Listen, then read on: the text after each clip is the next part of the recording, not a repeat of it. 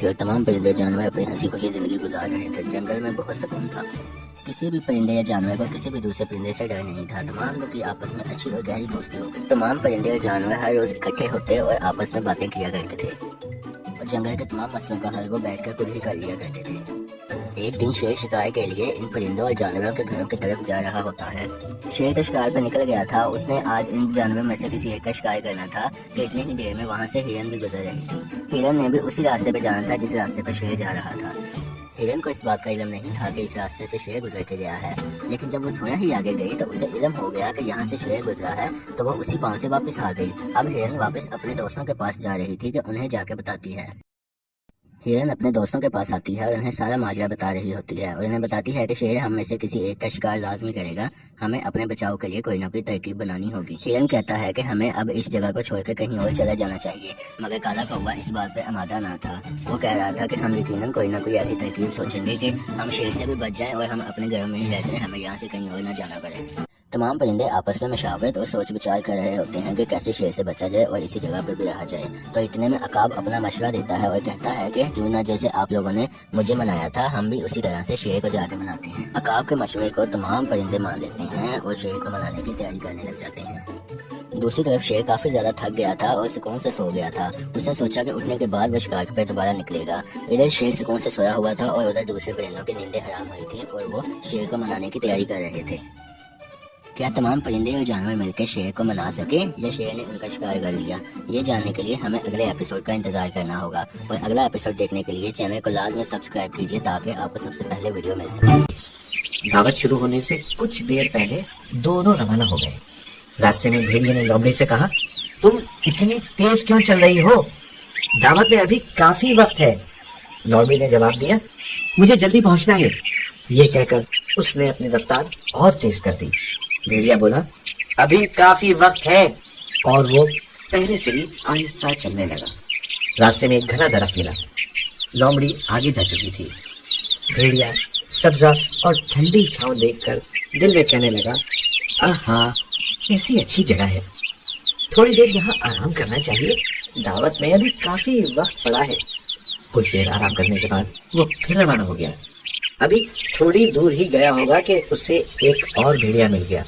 اس نے سوچا، دعوت میں ابھی کافی وقت ہے، لاؤ اس سے دو چار باتیں کرتا چلوں۔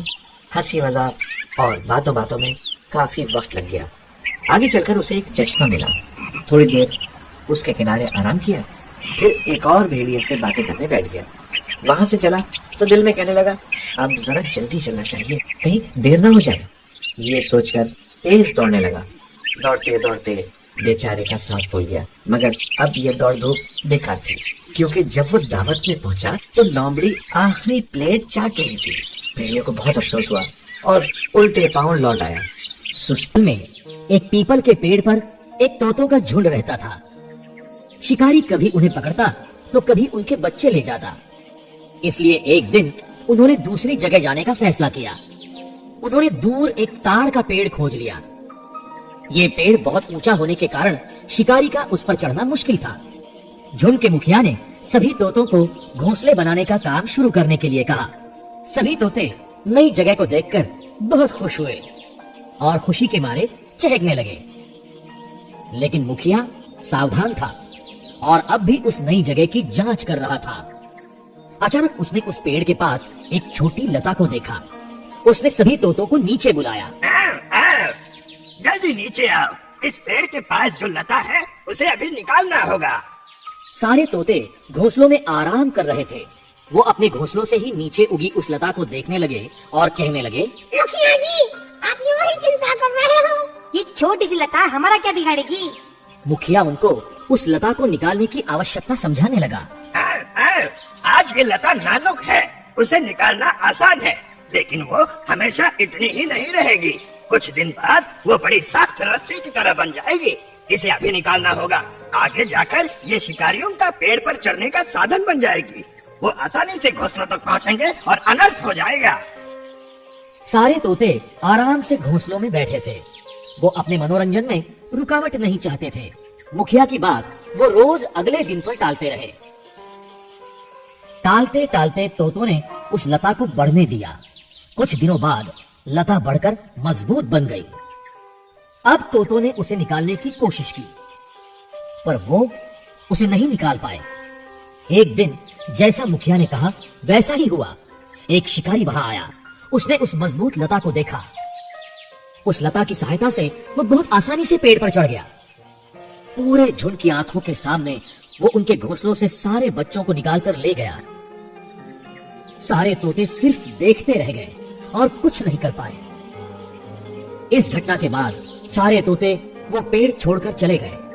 अपने मुखिया की बात न मानने पर वो बहुत पछताने लगे, पर अब बहुत देर हो चुकी थी। थे दोनों की आपस में बहुत दोस्ती थी। एक दिन दोनों में झगड़ा हो गया तो घोड़े को बहुत ज्यादा चोटें आई। घोड़े ने सोचा मैं इससे इंतकाम लूंगा। तो उसके जंगल में एक शिकारी नजर आया। घोड़ा शिकारी के पास गया और उसे कहने लगा कि तुम हिरन की तलाश में आए हो। तो शिकारी खुश हो गया और शिकारी घोड़े को देख के सोचने लगा कि ये तो एक तीर से दो शिकार हो जाएंगे, घोड़ा भी मिल जाएगा और हिरन भी। तो शिकारी ने उसे कहा हाँ बिल्कुल मैं हिरन की तलाश में आया हूँ। तो घोड़े ने उसे कहा आ जाओ मैं तुम्हें हिरन दिखाता हूँ, तुम उसे पकड़कर अपने साथ ले जाना। शिकारी ने घोड़े से कहा कि मैं तुम्हारे ऊपर बैठ जाऊँ और तुम्हें लगाम डालूं, अगर तुम्हें तकलीफ ना हो। तो घोड़े ने कहा हाँ डाल लो, इससे क्या होगा। तो शिकारी कहने लगा कि जैसे ही मुझे हिरन नजर आएगा तो मैं तुम्हारा रुख उस तरफ मोड़ दूंगा और फिर बासानी हम हिरन का शिकार कर लेंगे। और ऐसा ही हुआ। हिरन उन्हें देखते ही भागने लगा, लेकिन शिकारी ने फायर करके हिरन को मार दिया और फिर घोड़े को पकड़कर वो अपने साथ ले गया। इस तरह शिकारी ने उनकी नाइतफाकी का फायदा उठाया, हिरन को भी मार दिया और घोड़े को भी साथ ले गया।